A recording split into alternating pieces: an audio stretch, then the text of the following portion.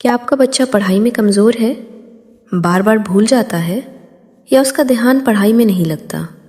تو آج میں آپ کو ایک ایسی پیاری دعا جسے اگر ہر ماں باپ اپنے بچوں کے لیے پڑھیں تو انشاءاللہ بچے کا ذہن تیز، یادداشت مضبوط اور دل علم کی طرف لگنے لگے گا۔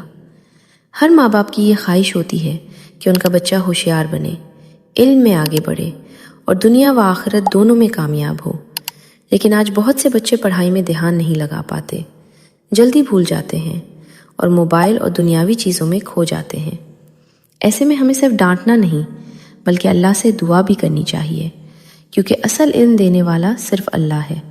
اپنے بچوں کے لیے یہ دعا پڑھیں: ربی زدنی علما، اے میرے رب میرے علم میں اضافہ فرما۔ یہ دعا خود اللہ تعالیٰ نے قرآن میں سکھائی ہے۔